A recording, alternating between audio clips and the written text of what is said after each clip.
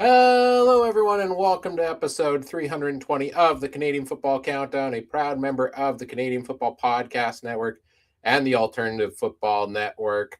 Happy New Year, everybody. We're back for the first time here in 2026. Ryan and Adam here with special guest Andrew from the Turf District for a Edmonton Elks 2025 CFL season deep dive. It might be the year 2026, but we're not done looking back at the year 2025. So we're here to talk everything Edmonton Elks here tonight.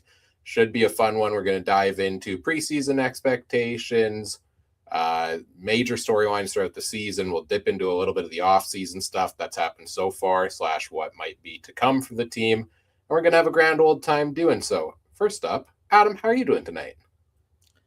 Hey, I'm doing good, Ryan. Just, hanging out on the farm, trying to get some things done around the place and doing whatever it has to be done. I mean, mainly it's with the cows right now. And what it is with the cows, it's at work or doing whatever. Christmas is officially definitely over and New Year's is definitely over. So, yeah, it's time to move on to 2026. But, yeah, kind of cool to take a brief look back at 2025.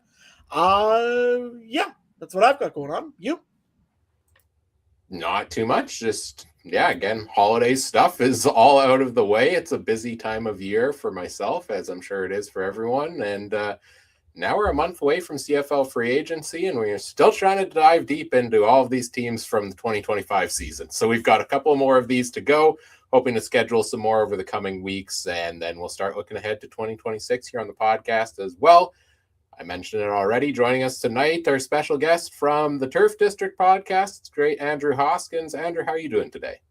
I'm doing great, and Happy New Year, gents. Thanks for having me back on the podcast to talk football. I'm starting to get geared back up, and I've been on a couple of shows recently, and ours fires up January 27th. And so, you take that break, and it's great. You have the holiday and all those types of things, and you get a little time to kind of shut your brain down, and then you realize, I miss talking football, so it's time to get back in and get after it.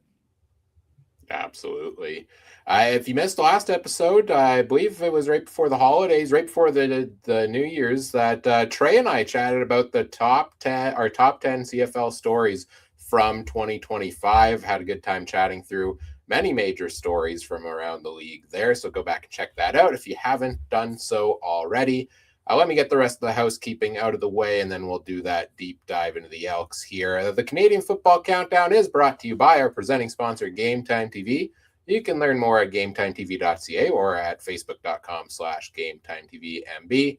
As always, we do want to acknowledge that the Canadian Football Countdown is brought to you from Treaty 1 territory, traditional territory of the Anishinaabe, Cree, Ojibwe, Dakota, and Dene peoples in the homeland of the Métis Nation, as well as from the Treaty 4 territory, traditional territory of the Cree, Saulteaux, Dakota, Lakota, Nakota, and Métis Nation.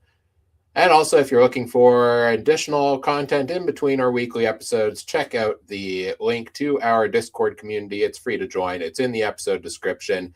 You can watch Adam post every single piece of news that he finds across the various social media related to the CFL throughout the offseason. Adam has been a busy man, keeping us all up to date on everything going on there, and I know that helps me keep tabs on things during the bellows of the off season when I might be not as actively scrolling through social media myself. Are you sure that it's Adam that's doing that and not the cows? Just curious. Like it might be the amounts that posted. Sometimes it could be either. It's hard to say. So that's what I was thinking. Yeah, I was pretty sure. Yeah. Yeah, you never know. Adam's training the next crop. There we go. Awesome. It's perfect. Go check out the Discord. Yeah, what can I say? The Semitoles like spreading the news. Yeah, that's the next part, that there's going to have a section right in Mosaic there for the cows to come in. We'll make sure that they get all the latest game news, right? Like, that would tell me that's not on brand somehow. Come on, that's great. It's hilarious. Hey, definitely it'll be a great movement. Okay. You know what? Well done. Well done. I'll stop. That was a slow clap moment. That was outstanding. Outstanding. Really starting off the year strong, Adam. Well done. All right, let's get into talking about the Edmonton Elks 2025 season here. Coming into 2025, they come off of a 7-11 record in 2024, and they exit the year 2025 with a 7-11 record once again. This year, finishing 5th in the West Division. Got lots of storylines to talk about. Very interesting season, as it usually is with this football club. But I think the best place to start is how were we feeling about the team coming into this year, given some of the changes made in the offseason heading in, how the previous year ended off. Andrew, what were your expectations for the team coming into this past year? I think there was I mean, every year there's a lot of excitement when our teams are coming into training camp for sure, but I think there was a lot of big name signings on that defensive side of the ball. When you look at guys like Robbie Smith and Jake Seresna and Jared Brinkman and Royce Metier, big names that were coming in as part of kind of a revamp to that defense, especially on the defensive line. And I think that realistically, I was looking at it as, well, this is an entirely new coaching staff. I mean, Jordan Maximic has been in the offensive coordinator role. And so him coming in as the offensive coordinator, he was the only one that was kind of in the spot that he normally would be or has been in the past. Mark Killam coming in as head coach. Demetrius Maxey was coming in as the special teams coordinator, but truly running the defensive line, and Mark Killam running the special teams. And then, of course, JC Sherritt making his triumphant return to Edmonton now as the defensive coordinator. So I knew that there was going to be some growing pains as they kind of figured out, who's going to do what in this coaching staff, who's going to, who are going to be those leaders, especially when you bring in all of those kind of big names. Who is that leader, right? And I think there was a lot of excitement around, Trey Ford starting the season as the starter. And I remember talking to Ed Hervey early on, and him saying that, he's a young quarterback. We're gonna give him some time, and that's why the defense is stocked up, so that the defense will keep them in games, and they can find a way to let Trey kind of work his magic, shall we say, into getting to those wins. And obviously, as the season started, that isn't exactly how it went, but I think there was that level of, okay, they're Justin Rankin now coming in as a second full year. Everyone was really excited to see Trey Ford in a starting role. The offensive line had basically stayed together from the year before, and now we have some improvements on defense. So all good things, right? Like this should pan out to although I think at the beginning of the season, I was looking at, I could see them, I had them finishing with 8 wins. Like, I thought if we landed in a 500 season, I thought that would be an exceptional jump for this team, just because there was so much change. And like you said, 7-11 in 2024, 7-11 in 2025.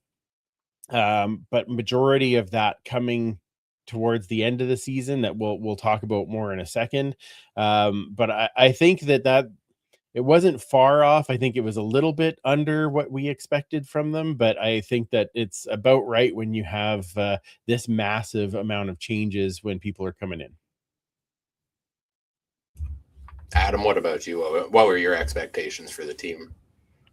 Well, I expected the Edmonton Elks to be a little bit better, I think, than they were going in to 2025. I thought that, Trey Ford took some big steps ahead in 2024 at the end of that season. And I thought, this should be a team that should be competitive in the West, especially with all the changes that they made. I thought that they had probably one of the best looking defenses on paper out of all the teams. The offensive line still scared me a little bit, and the reason being was there was no real upgrades to that offensive line. It was mostly stay with the status quo. But I was excited to see what Mark Killam can do as a first-year head coach, And I thought, the Edmonton Elks, this could be a team that's either going to be right on the edge of playing in the playoffs or going to finally take the jump and they're going to make a playoff game, is where I had them at the beginning of the season. Just depending exactly what was going to go on. And the big question mark was the quarterback. But that being said, I knew that they had a very good backup in place in Cody Fajardo when they made that trade earlier in the offseason. So overall, I was pretty excited for the Edmonton Elks going into this season. Yeah, I had hope for them as well based on the additions they made in the offseason and also the narrative the last couple of years being like, maybe if you finally give the ball to Trey Ford, look, you play exciting football and he rallies down the stretch. And now Trey Ford finally gets the ball to start the season. There was some hope there. I do think I still had them finishing.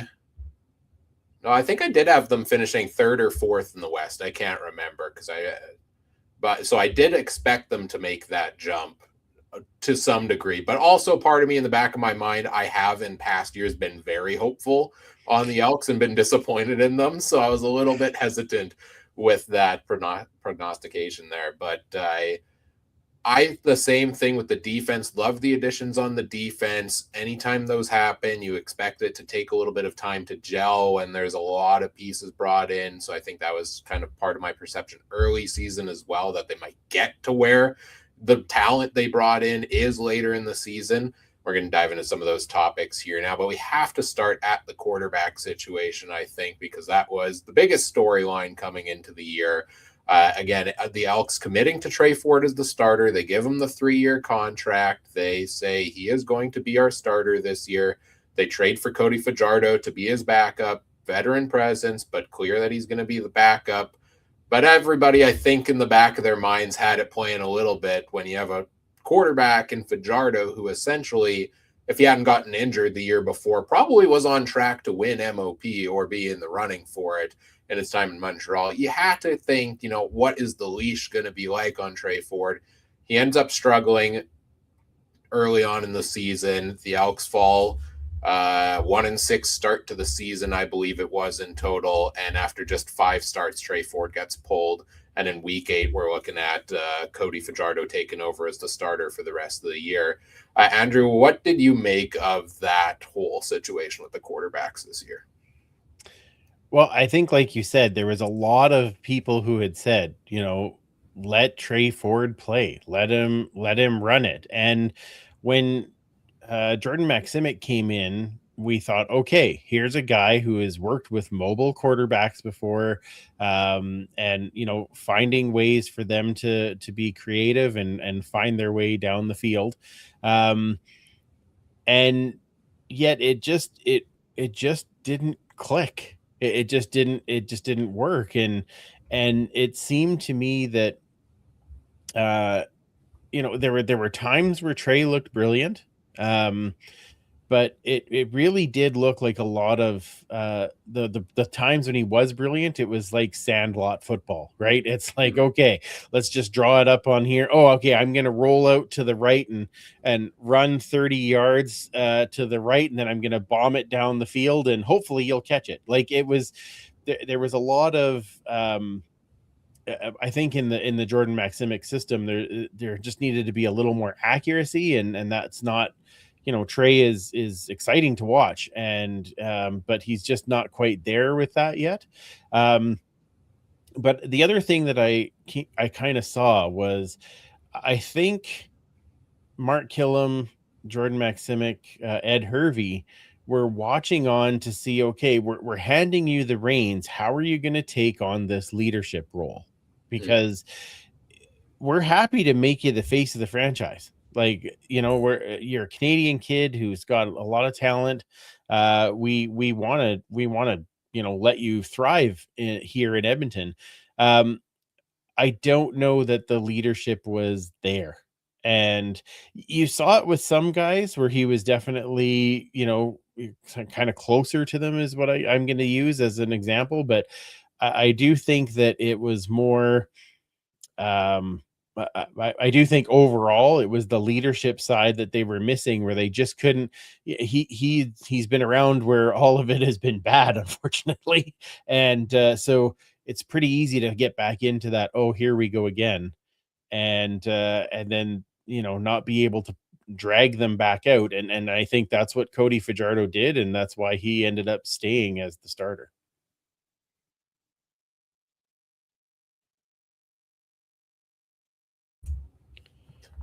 Yeah, I am with you on a lot of what you said there with Trey Ford. I thought, yeah, Jordan Maximic's offense, after what he did with the passing game with VA, with Nathan Rourke over in BC, he's one of my favorite offensive coordinators out there. Thought maybe he can help Trey Ford take it to the next level of, Ford at times over the last couple of seasons showed that he had some passing ability in there. Yeah. It was just the consistency nature. So hoping he grew into more of that stable passer there.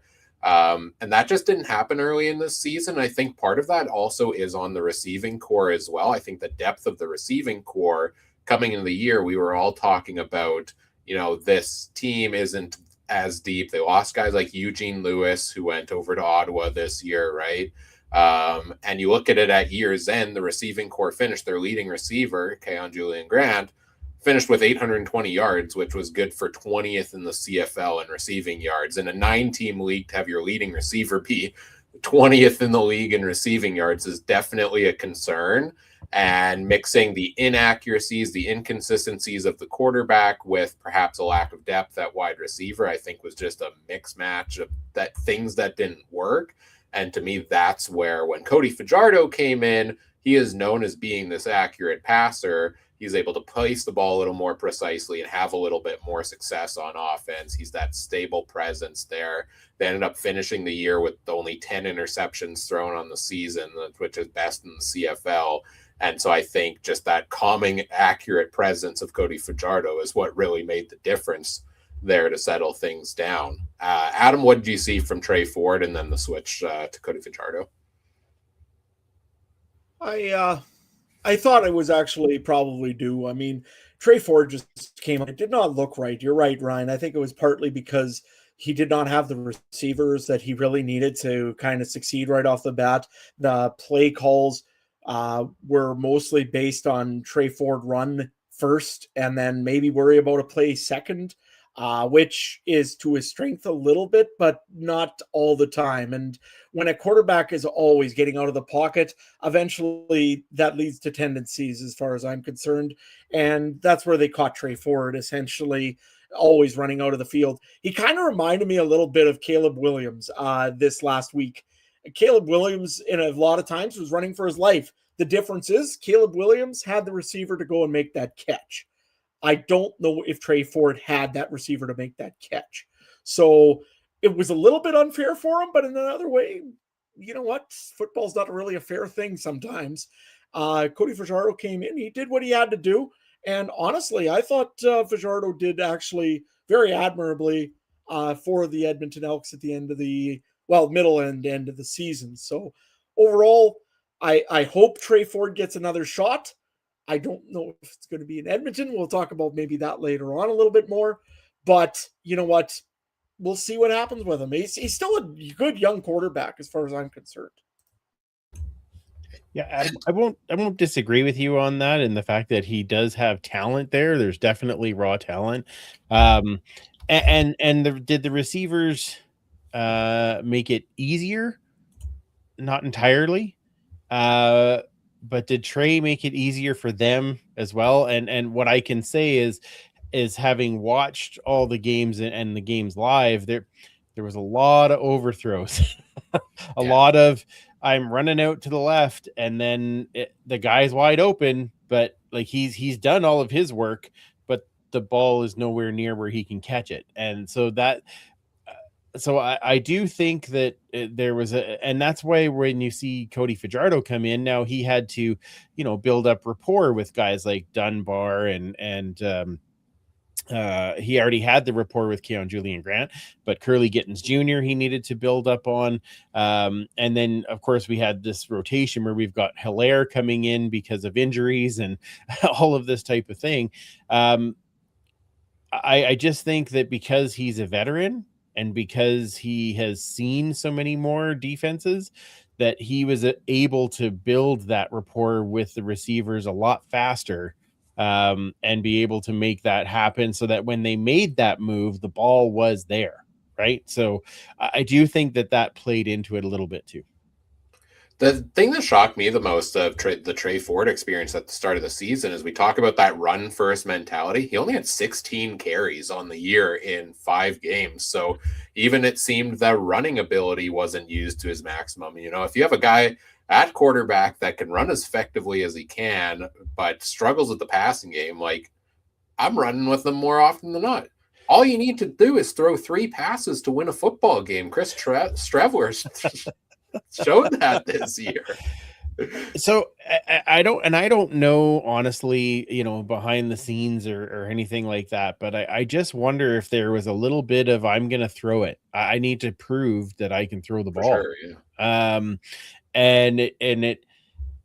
Because I don't know if he was specifically told, you need to not run as much, or if it was just like, hey, the green light is there if it's open, but he was determined to show that he can be a passer as well. Do you know what I mean? Like, everyone knows he can run. So the other part that I found, and this was very early on, the other teams knew how, the defenses knew how to shut him down, and he didn't know how to work around that, right? That linebacker spy, or that defensive back spy, so he couldn't run. Like, there was always somebody standing right there, and I do think that made a difference, him not being able to adjust to that side, and then the early defensive struggles didn't help either. On not doesn't let me rephrase that. It doesn't hurt Trey Ford, but it didn't help him to be able to have that success. Oh, yeah, it puts you in that situation where now you have to start forcing it a little bit, which if you're developing as a passer is not going to help you go through the reads you need to go through. And that leads to some of those fun magician-like plays that we all like to see on the highlight reels, but that also leads to some of the overthrows and the poor timed throws that we have seen. We talked about Cody Fajardo comes in and he kind of stabilizes the team. He doesn't light it up necessarily offensively. He played the bulk of the season as the starter. He got 13 starts to Trey Ford's 5. And in most offensive categories, the Elks are finishing the year last or second last in a lot of them. Points per game, only 23.4. Rushing yards per game under 100. Passing yards per game, 244, et cetera, et cetera. So it's not that Fajardo came in and lit it up. He brought that stabilizing presence. I think that did help the defense out as well, having him in there, and maybe just extending a couple more drives gives the defense a little bit more of a break. But what also happened offensively, I think around the same time Fajardo came in, is the Elks kind of finally woke up a little bit and realized, hey, here's the most talented player we have on this offense. Let's start utilizing the heck out of him. And that was Justin Rankin, who some weeks early in the season had, 3 or 4 carries only. Yep. I think he had at least 1 or 2 games of negative fantasy points in there in the middle. And then he just started exploding. He goes on to be the team's MOP nominee, finishes the year over 1,000 yards on the ground, over 1,700 yards in total. What did you see from Justin Rankin in his usage this season, Andrew? Oh, I think you hit the nail right on the head there, and the fact that they didn't use him often enough, early enough, and I think there was, it made it harder. Now, I do think that the adjustments on the offensive line, you bring in David Beard, who is an all-star at center, but Mark Cordy needing to kick over to that left guard spot, and then bringing in McGregor to play on the right-hand guard spot, and then the injury to Martez Ivy, it definitely made it so that running was not really a great option for this team, no matter who it was, whether it was Trey, whether it was Justin Rankin. There just really wasn't that ability. As the season went on, and particularly after they brought in Carter O'Donnell, you could really see Rankin, he when he would break to the side and the block was there for him, he could be gone on every play. But getting him the hole was the harder was the harder part for him to run through. And once they started to figure that out and get a little more balance, you saw a lot more of Justin Rankin. And of course, he's spectacular to watch. He's one of those guys that as you watch him run, and I'm not saying he's the same, but similar. I remember when I was a kid and I was watching Gizmo, and he'd start running, and you'd just be like, how does a human run that fast?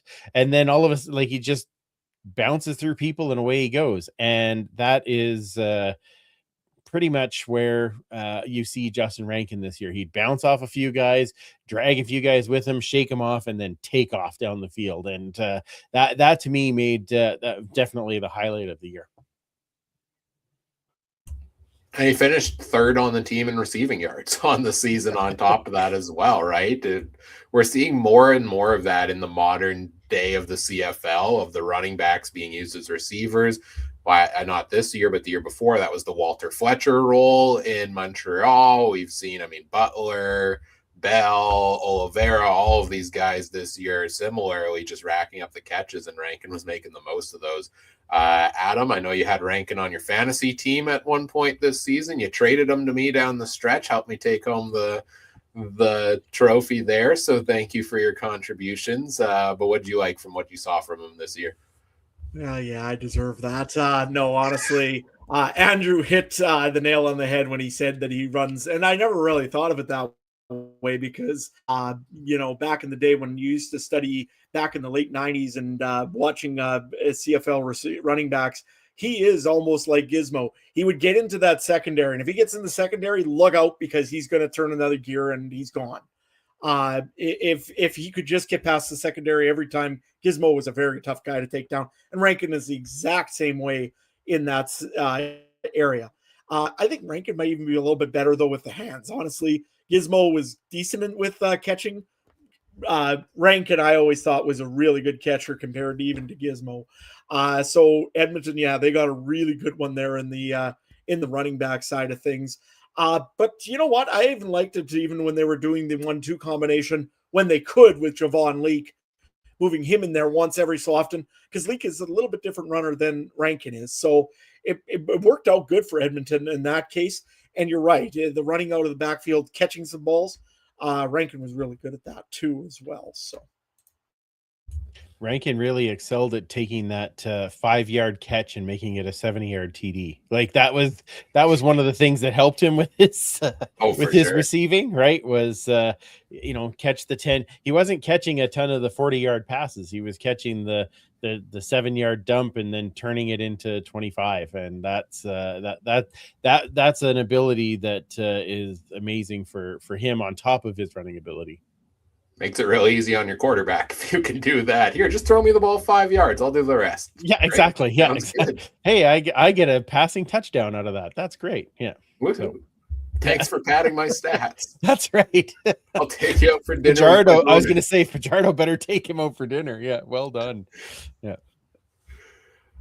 I want to get into the thought process throughout the ebbs and the flows of the season, because we've seen a similar trajectory, as I mentioned, for this Elks team over the past couple of years. The slow start to the season, couple games in the middle, maybe the team is turning the corner, and then at the end of the day, falling short, missing the playoffs. This year, we talked about some hype coming into the year, some expectations, middle to higher. Start with a 3-game losing streak to start the year. They do get that win over Ottawa in week number 5, then lose the next 3. So we're at a 1-6 start to the season. We talked about the quarterback change coming halfway through there. Then, after Fajardo comes in, and when he comes in, those are 2 tough games, Saskatchewan and Hamilton right away, that they lose close games, but there's some hope going on there. And then they win 4 of their next 5. And you know me, anytime the bottom feeder in the league is all of a sudden winning 2 games, I'm claiming they're winning the division, and I'm on the hype train until they lose their next game, and everybody calls me a fool for doing so, and I never learn. Same thing this year. I think I'm like halfway through the season. Elks, they're on fire. This is a new look team. They're going to 2nd in the West, and they finished 5th in the West. So What was your perception watching this team with that slow start and then that middle stretch this season that maybe garnered some hope there, Andrew? Well, before I say that, can you stop saying that about my team, please? That would be great. I mean, you're right. There's so many years that you're like, this is the Elks year. I think Elks are gonna. Okay, can you predict them to be in 5th next year? Because that might help. It might help us. I do take bribes. Okay, perfect. I will. It checks in the mail. But I do think that I've tried it with I've tried that with Calgary for many years. Unfortunately, they do good then when I do that. So that's fair.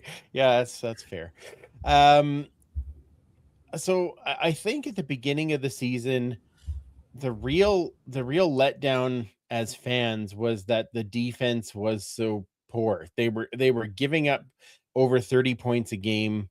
They were they were just struggling to find the right coverage and find the right guys in the right spot, and them just being able to what's the right word, like, just understand JC Sherritt's system. And I don't think they were playing in it, and they were trying to learn it, but they're learning it on the field. They had a couple of young guys, Jalen Garnes coming in at that Sam linebacker spot.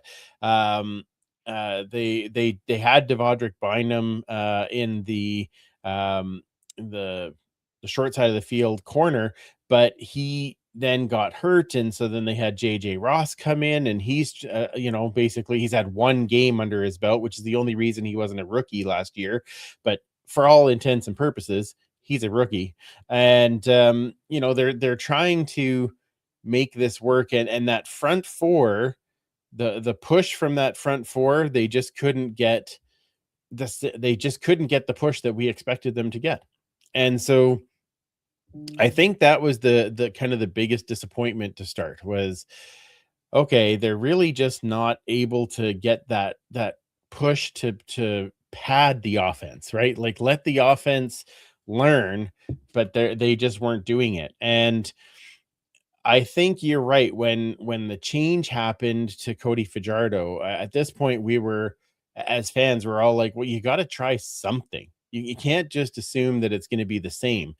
But it wasn't until kind of that mid-season when the defense started to figure it out, and you started to see some changes. You started to see Joel DeBlanco taking on more of a leadership role from his linebacker position, the will side. And then you can Niles Morgan was still in there at middle linebacker, but then he gets hurt again, and now we've got Brock Mogensen, who is a rookie, coming in, learning the CFL game as well as this particular defensive role, and they just got better and better and better as the season went on. And at the end of the year, I would say that the defense was actually the strength of the team as compared to the beginning of the year. Never in my life thought I would say this, but at the beginning of the season, our strength was special teams. Wait, what? Like, we have special teams? And even then, it was kind of we're not really sure, right? So, yeah, it was there was a lot of ups and downs, like you said, but I think, again, as we kind of get to the later part of the season, the killer was those two walk-off field goals by Toronto and Hamilton back to back. And those are games that they had in hand. And again, it was just that thing where they just didn't know quite how to finish yet. And that was that was basically the stab in the back for this year. But by the end of the year, there was definitely more hope at the end of the year of, okay, the pieces are in play. We have a lot of these young guys that now have, another year a year under their belt, and they're on good contracts, and they understand this system and scheme on both sides of the ball. And so I think the difference between other years, like the 7-11 in 2024, was like, like, we're gonna have to blow this up and start all over again, which they kind of did. And the 7-11 at the end of this year was like, that if it wasn't for the slower start, we would have been in at least a playoff game. And I think there's that, okay, yeah, they got better as the season went on. And other than within the last 2 minutes of any half where they tend to give up a lot of points for some reason, they were definitely better. And so I think there's definitely a bigger feeling of hope at the end of this season compared to the season before. Yeah, absolutely. I think that the Edmonton Elks definitely look like a team that's on the rise again. They were a little bit in 2024, but you're right. This one feels a little bit different, especially the defense has really taken a step ahead. And I think that they're going to be a lot better than they were last year in 2025. The only concern I still have is a little bit with the defensive line. Didn't get a lot of pressure, but hey, that's why we have free agency. That's why we have players develop. So, you know what? I think the Elks will be better in that position as well. Cody Fajardo, I mean, he's now used to what he has with him in Edmonton. He knows what's kind of going to be happening and everything else. That gives him an extra season to kind of adjust. And I think that's going to be a positive going forward for this Edmonton Elk team.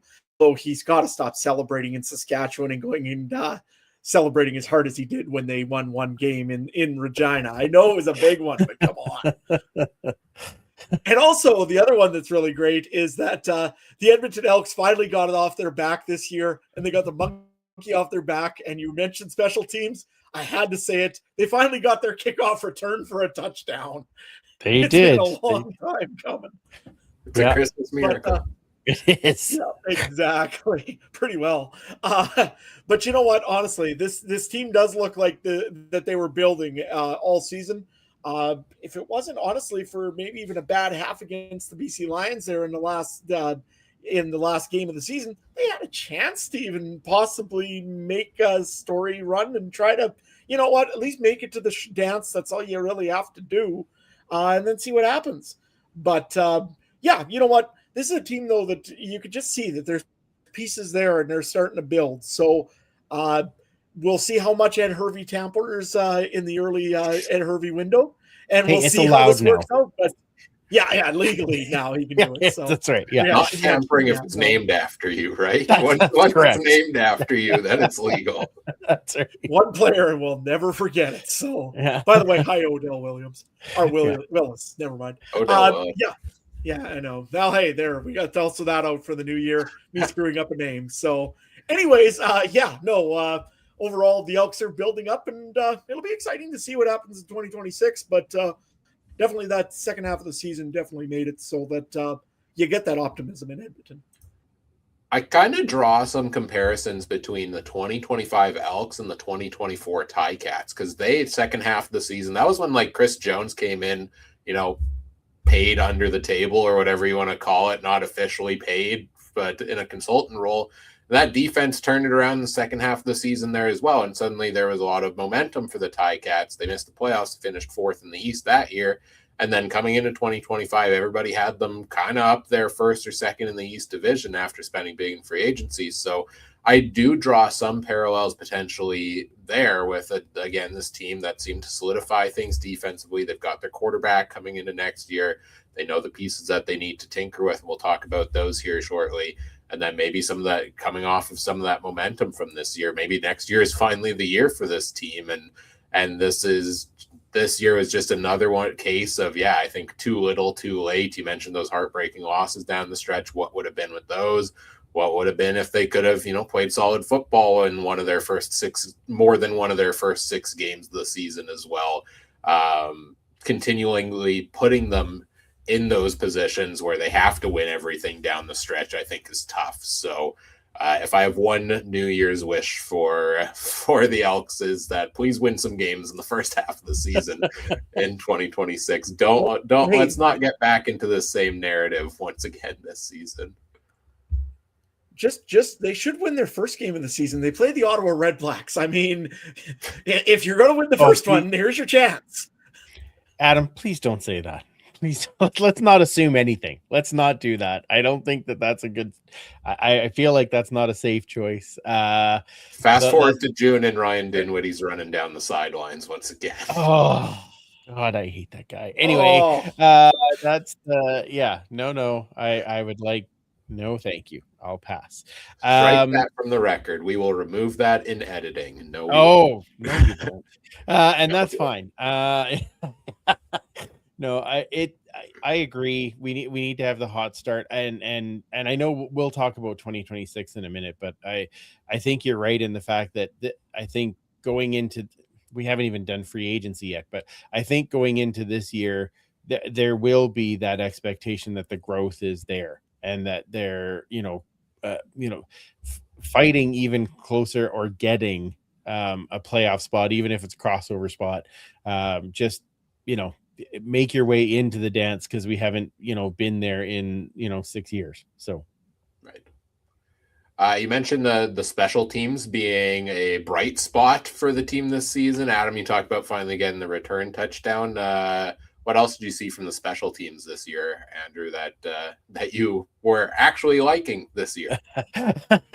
Well, what I will say is that the average return had gone up significantly. You're looking at a 25 between 25 and 30-yard return on average. Javon Leake doing a great job with that. They did bring some other players in there, but the League had most of the carries, and of course, I know you guys are going to laugh at me, but the punting was spectacular. It didn't matter if it was Cody Grace or if it was Jake Julian. It was great punting, and I love watching Jake Julian punt, and I never ever in my life thought I'd be saying I really like the way that guy punts, but I do. Jake Julian is great, and I look at I guess if you want to look at the whole picture, um, was our field goal kicking great? Not always. Blanchard really struggled for the first game, but then he went on a long roll, and I know we were looking at it, and you just like his confidence built and built and built. He did get better as the season went on, and yes, he did miss here and there, but again, this is his first full year of kicking. If you go back and look at Sean White's first year of kicking, very similar. And I'm not saying that Blanchard is Sean White. Don't get me wrong, but I'm just saying that you have to watch for these guys, how they develop, and if there was somebody in the league that you want developing a special teams player, his name is Mark Killam. So I can't, as much as there was some misses in there, I don't think, other than maybe the first game, maybe the third game, he missed ones that were really, really costly. But beyond that, when he missed, it wasn't something that was putting them out of the game. It was, maybe making it a little harder for them, but it wasn't taking them out of the game. And so I think that's actually a step forward for him. And I'm looking forward to, again, with that development and him working under Mark Killam.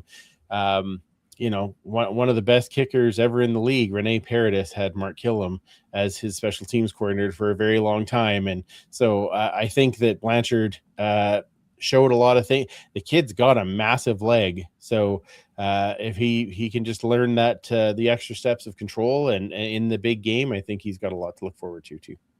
And he killed it on the extra points, 39 out of 40. So just score more offensive touchdowns and he's going to have a great day. We said that all year. That's all we want him kicking is single at point afters. Like, why? We don't have to worry about field goals. Let's just go point after. Guess we'll see what happens once we change the field. See how that happens.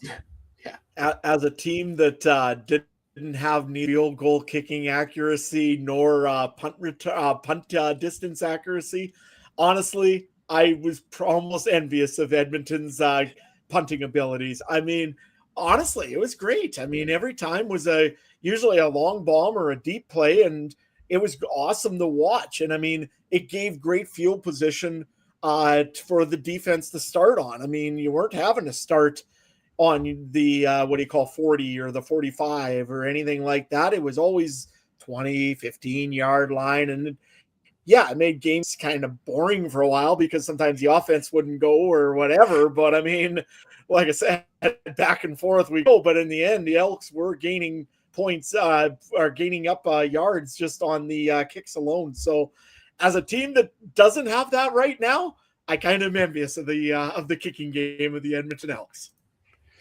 Well, the trick will be is Jake Julian back because he is doing a lot of tryouts down south. So, well, again, we'll maybe talk about that more when we talk about this season. But still, I sure hope he's back because, yeah, he's amazing. Let's talk about most memorable games from 2025. That's always an interesting one to revisit. I can think of a handful that are quite memorable from this season. So I'm interested to know from both of you, and starting with you, Andrew, which one stands out the most to you? Can you pick one? Oh my. I think now I have a personal connection to this one too, but the game that stands out the most to me was that win in Montreal. I was at the game. Nice. And I thought for sure it was over. And, you know, even I was, because I was meeting Cliffy and Tim after the game. And so I had already, you know, gone back into the, you know, the bowels of Percival Molson to find my way down to meet with them. And they had it on a TV and I watched the winning touchdown from there. And I'm like, you got to be kidding me, because I was basically sitting on the goal line right where the TD happened. And I'm like, does that count? Like, I'm looking around and I'm wearing my Elks gear, and the and the Montreal guy is like, yeah, well, that I guess you know that'll be it. They win. I'm like, oh no, how many seconds are left on the clock, sir? No, you don't know this team like I do. But that was a memorable game. It was you know, that was Tyrell Ford got his first big interception and touchdown. Of course, Keon Julian Grant, after having dropped the one against Hamilton that would have been the winning touchdown, gets 2 touchdowns in this game, one with in that dying seconds to win the game against his former team. To me, that one stood out as a big game. Beyond that, I can say there's good and bad, I guess, because the other one that kind of stands out for me was that silly Toronto walk-off field goal. It just ticks me off every time I think about it, because it it should have gone Edmonton's way, and it definitely did not. So those are some of the big ones that I remember. Yeah, the two that I remember, the Toronto one, of course, I was watching that one, and I could not believe that last it was a pass interference call or whatever, or lack thereof, that happened. And I was like, what? No way. That clearly, and no, not a chance. So that one was one of them that I remember, and the other one actually, the next week against the Ticats. I was listening to that game on 880 because I was cutting hay, and I thought the Elks were going to win that one, so I kind of gave up on it. I was like, okay, it's over. All of a sudden, I turn it back on later on, and nope, not a chance. Hamilton somehow pulls it off. So those are the two that I really remember. And again, without those two, Edmonton's a playoff team. So like I said, it just proves Edmonton's real close. And yeah, those are the two memorable ones that I got there, Ryan. I'll go with the 2 back-to-back against Calgary this year, because this is coming off those first 3 wins where you're starting to get some hope for this team, and then they go into Calgary for Labor Day and a 28-7 disheartening loss for sure in that game. And it's okay, well, how are they going to bounce back now? And Calgary, I think, was still looking pretty strong at that point. And then all of a sudden they come into Calgary the week after, or at home against Calgary, and Justin Rankin runs for over 200 yards in that game, and they pull out the 31-19 win. That was probably one of, if not the most dominant performance of any kind I think I've seen from a player all season long, where Rankin, 16 carries, 200 yards, 2 touchdowns. The Stamps, who had been very good against the run up until that point, just had no answer for him on that day. And Well, after doom and gloom from the loss the week before, it was right back on the hype train for the Elks with now 4 wins in 5 games. And then we get into those 2 heartbreaking losses that you just talked about, Adam. Yeah, so close, right? And we were the same way. It's like, oh, we're maybe turning, and now we have Toronto and Hamilton. Well, I mean, there's good chance there. Like we could be sitting in third after this. Nope, no, not so much. So but you're right. It was that feeling of, okay, did we turn the corner, right? So. And then last thing, looking back at 2025, and then we'll touch on 2026 very briefly here. I always like to give a moment to the unsung heroes. We talk about the big names, the offense, defense, special teams. Who that we haven't talked about enough stands out to you from this season that you wanted to talk about, Andrew? Well, I have a couple of names. One is Cordell Jackson.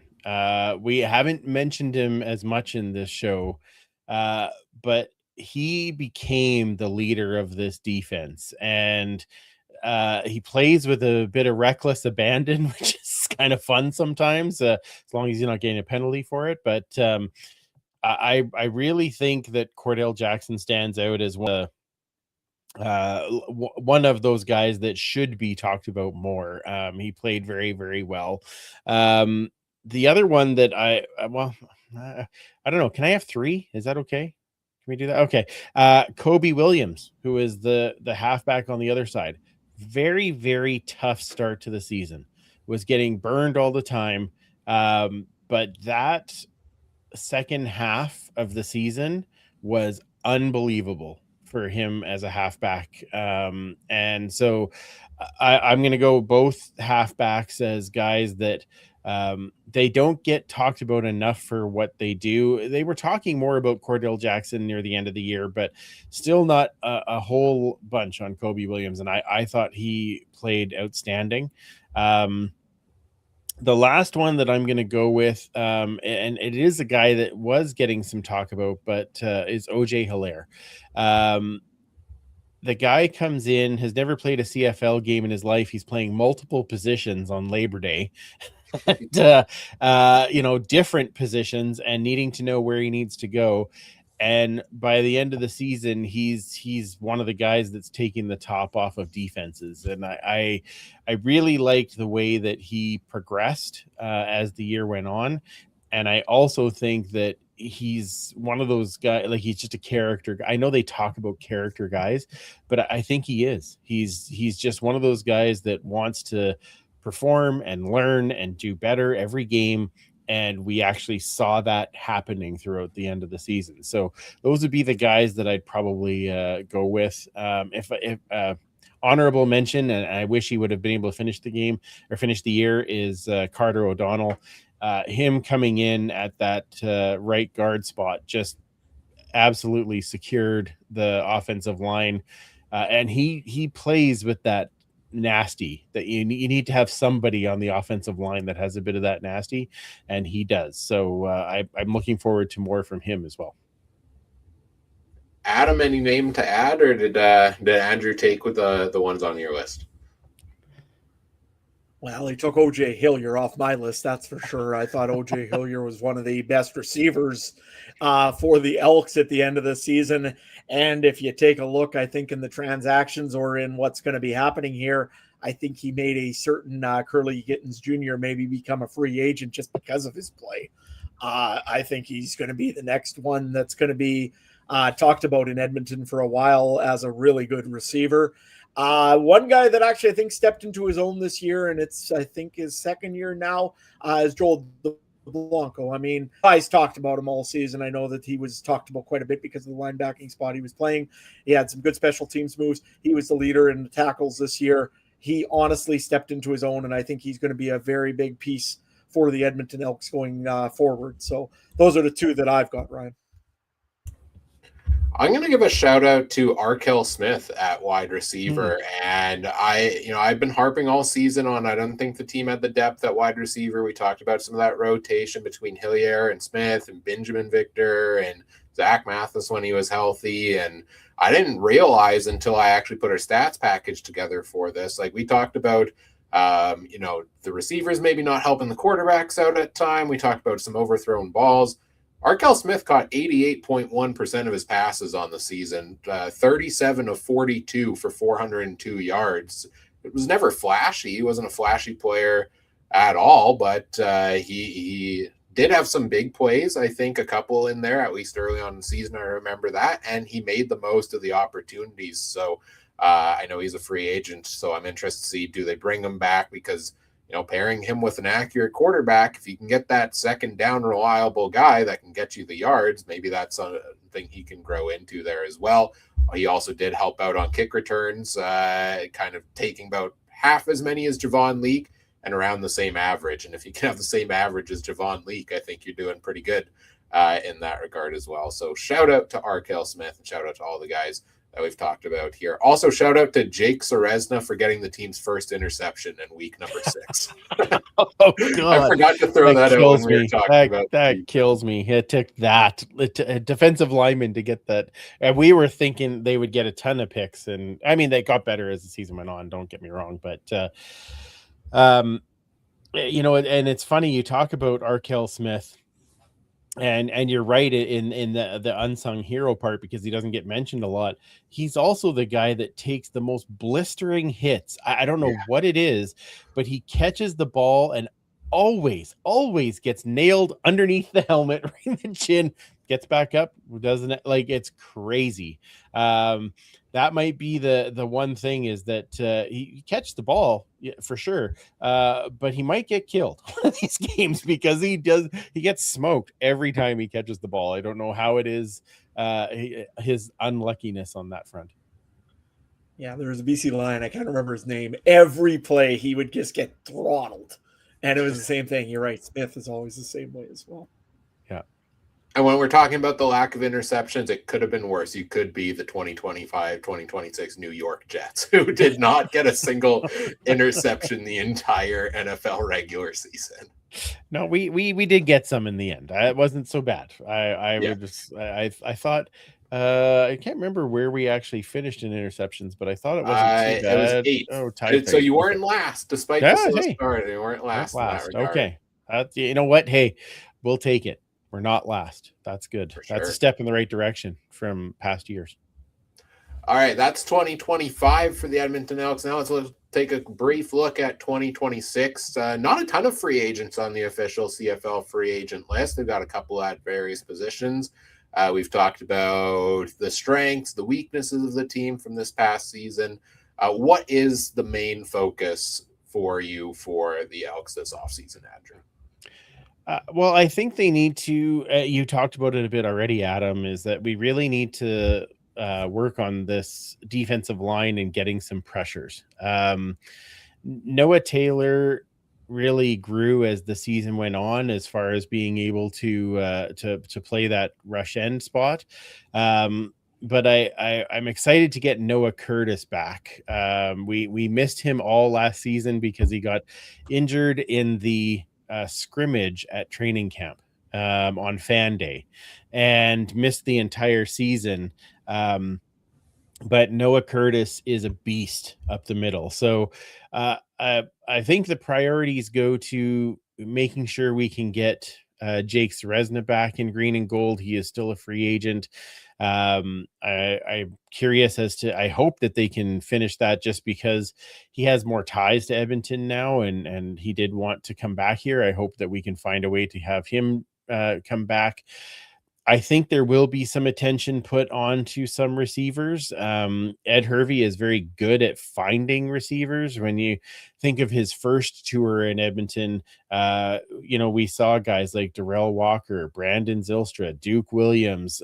These guys come out of the woodwork to, Bryant Mitchell, to be able to play. So he does tend to find receivers, but I think there's going to have to be a little bit of attention put there.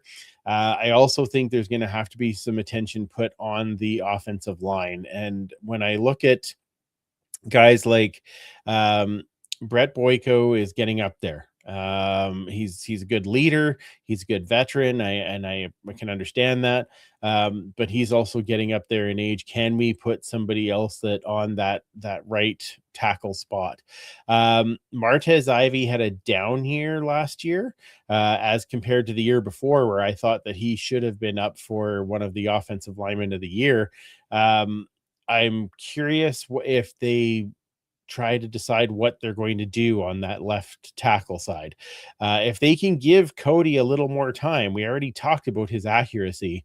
If they can give him a little more time and they can find a way to open some more holes for Justin Rankin, it helps this team immensely. So I think that's where a lot of the focus is going to be, in a lot of the defensive secondary, your linebackers. They're going with these young guys that are already producing, right? You're obviously not making a change at running back. They may be looking on the special team side, and I hope it's not for a punter, but they may be looking again for a little more guys that can help with some coverage downfield. But I don't think it's the earth-shattering changes that they were making in 2025. There's a quick question in the chat here for you, Andrew. Do you see Curly Gittens Jr. coming back at wide receiver? I don't. And it's unfortunate. I like Curly.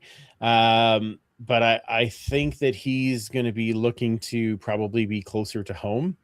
And I do think that Herbie's been pretty clear that he doesn't like to overspend on linebackers and receivers. He said it a number of times.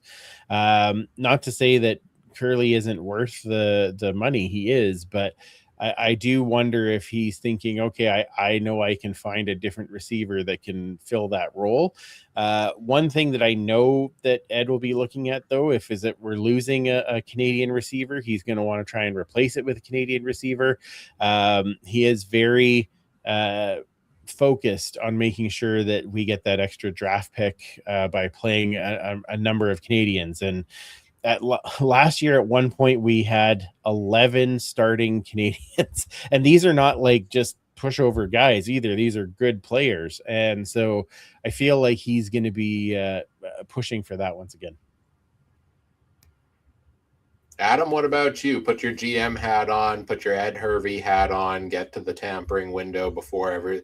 Is there going to be a pre-tampering window? Like, if one's illegal, like, does Ed Hervey start a week earlier now? Like, we were talking about pushing the season earlier. Are we pushing free agency negotiations earlier too?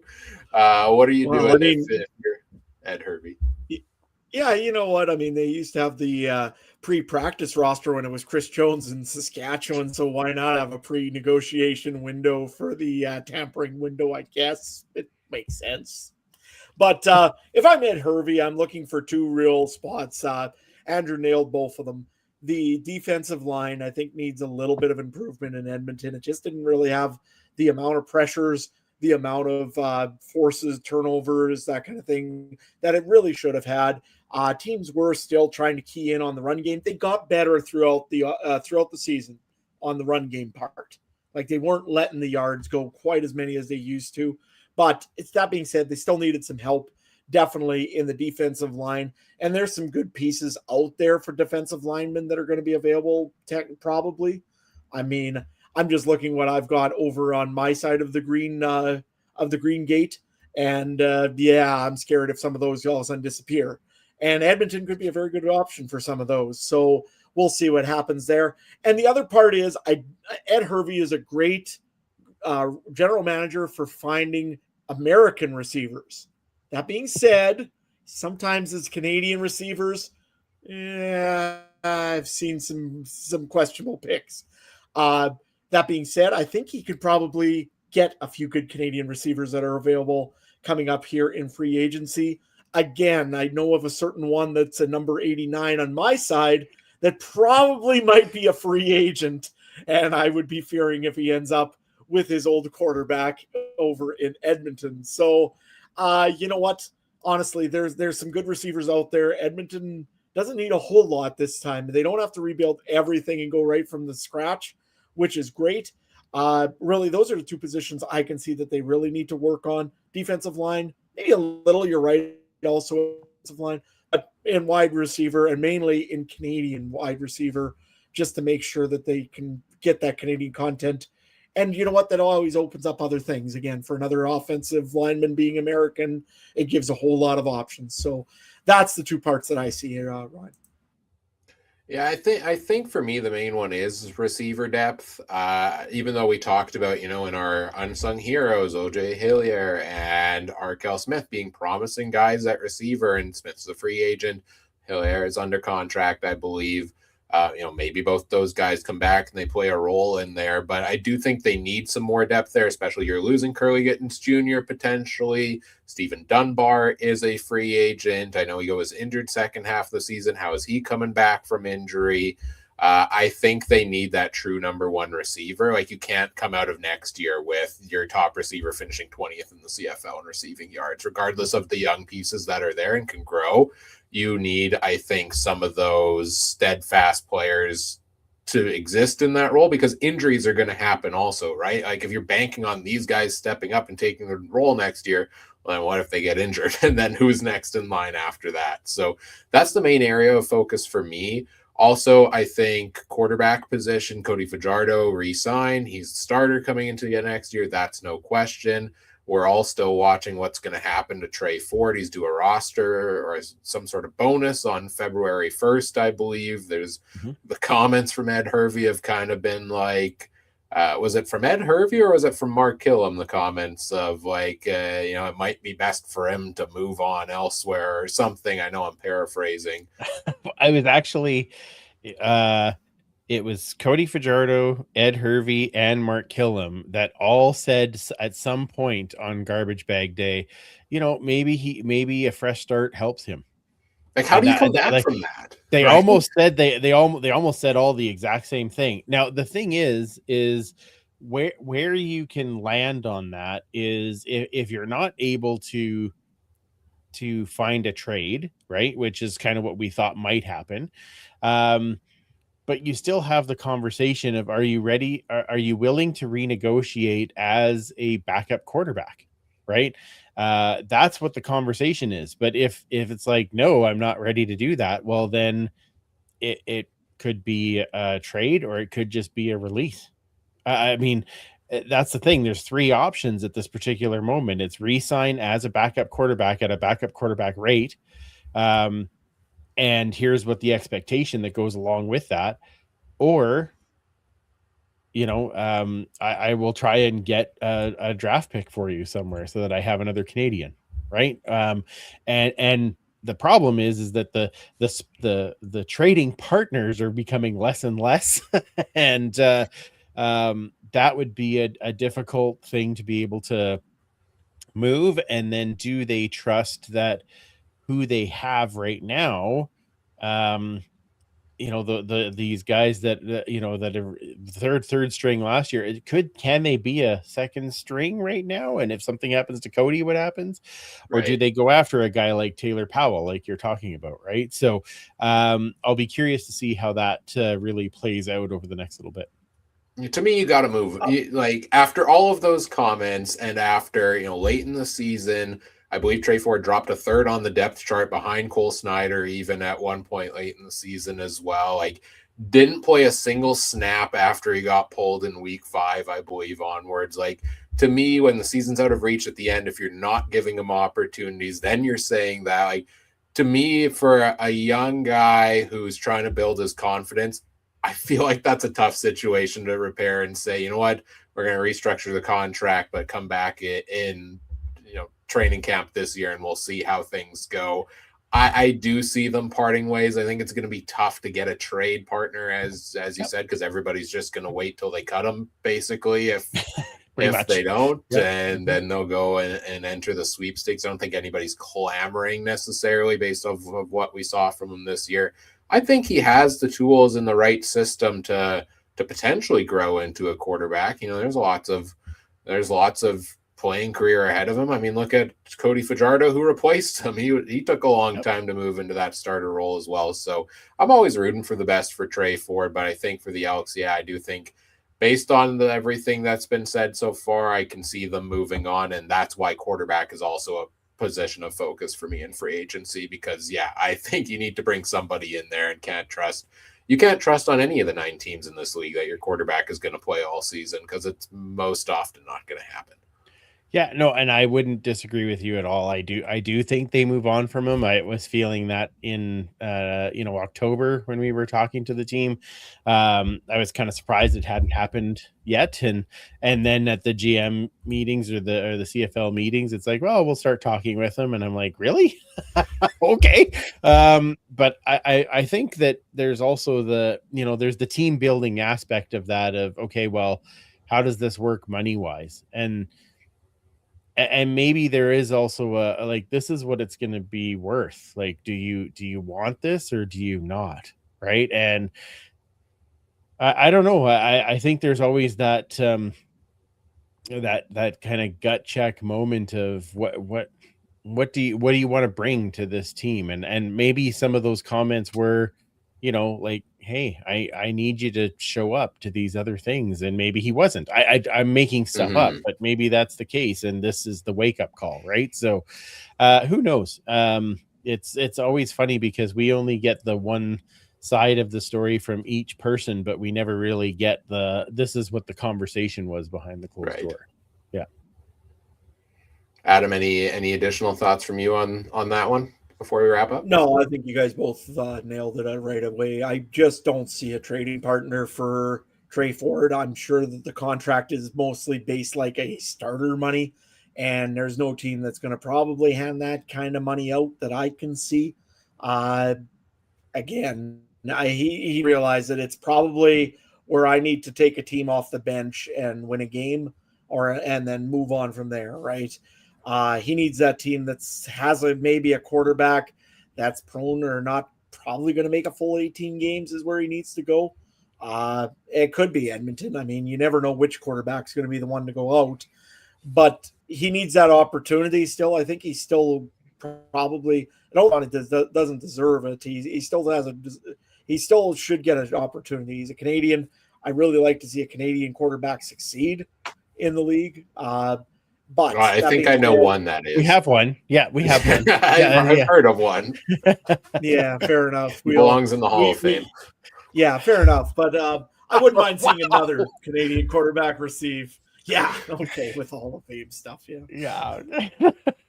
The other side of that is, and I do want to, I guess I need to put this a little bit on record too, is that it was, I'm not saying that Trey wasn't was given the proper way to flourish when he was drafted, right? Sure. And maybe part of that rolls into a fresh start could help, right? Because this is what he's only known.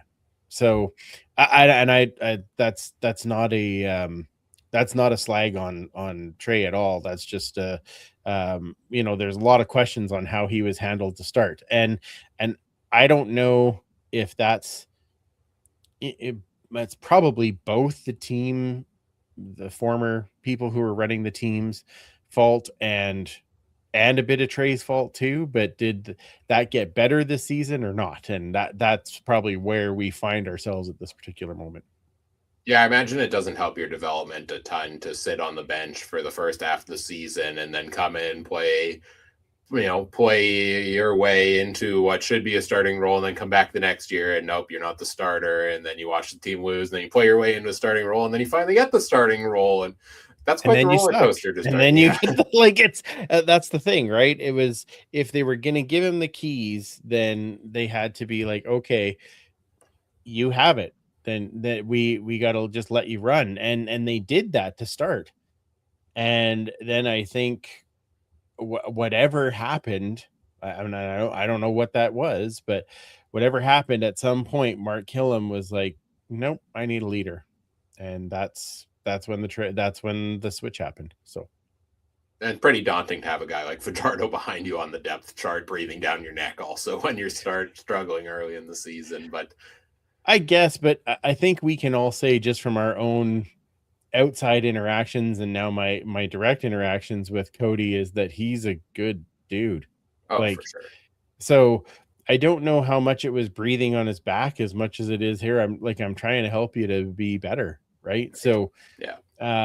But you're right. Like he was, the Grey Cup MOP 2 years before, and the other year was well on his way to be an MOP again. So, interesting to see how that will play out now that he's the starter, and what happens with Trey. But my guess is that they will move on. I just don't know who's going to be coming in as that backup quarterback.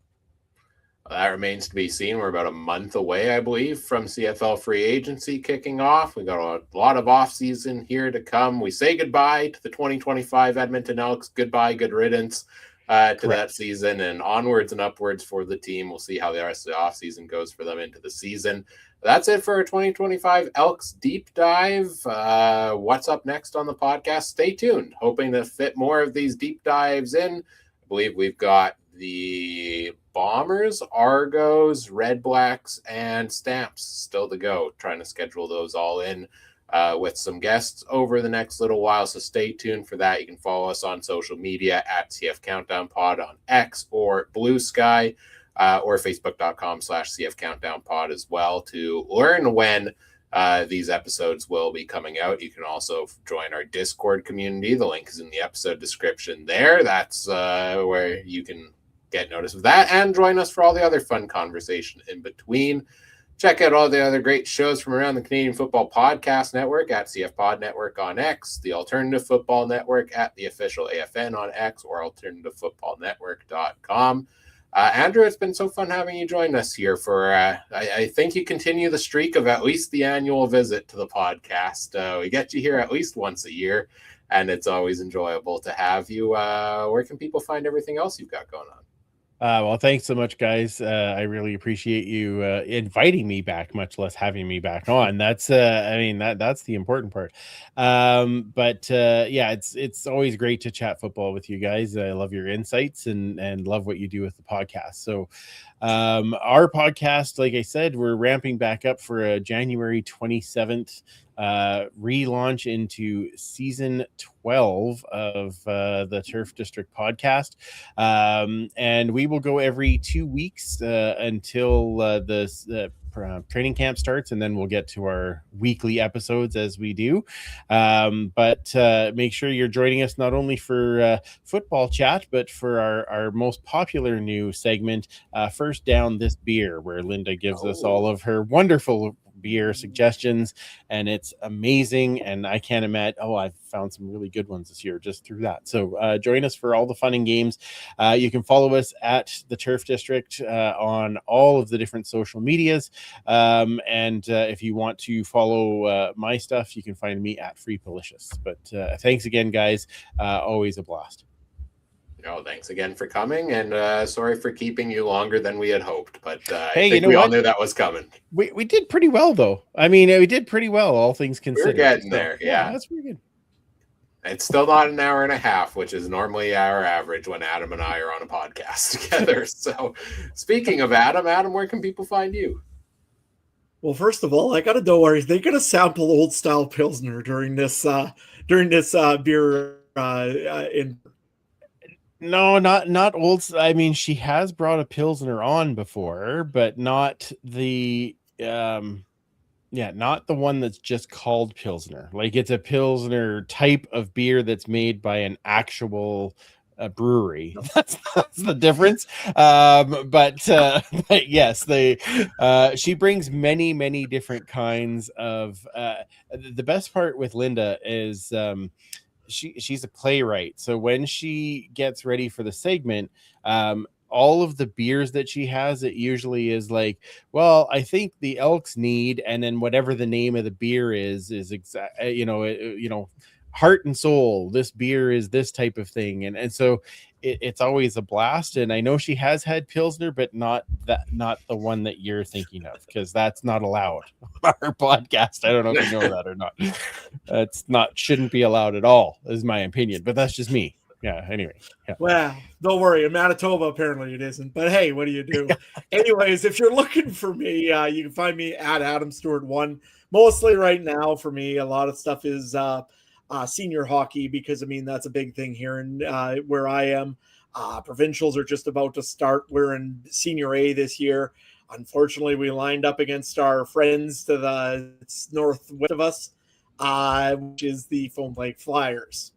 Yay. Anyways, yeah, that's mainly what I'm up to. But hey, if you're looking for good information on the CFL, every time I see something either from 3 Down Nation, or I see something from the teams, or I see something from the CFL, I try to share it over on our Discord channel. So if you're looking for kind of information about generally what's going on in the CFL right now, there's always, there's always at least a post a day for me there, because there's always something going on. There's always somebody signed with one of the 9 teams, or there's something going on at all times. Make sure you follow us on the Discord channel. That's probably the best way of getting your CFL fix from me and from the rest of us probably as well. Other than that, yeah, you can find me at Adam Stewart 1 if you want to follow more of the senior hockey stuff and probably watch me lose even more hair as the Theodore Buffaloes continue their run. Well, as the unofficial, official Canadian football podcast of the Theodore Buffaloes, we wish you the best of luck. Go Buffs. I'm on X and Blue Sky at Cooper Trooper 42. Follow at your own boredom. Not much going on there, but you can if you want to increase your following count. There you go. Yeah, whatever podcast platform you're listening on, we appreciate if you do all the fun things such as like, comment, subscribe, rate, review, share the show with your friends, help us grow the show. We always appreciate that. 2026 is upon us. We've got a lot of fun stuff planned for this year. Stay tuned for more. On behalf of Adam and special guest Andrew, I'm Ryan saying thank you for listening. Take care. Have a good one. Bye.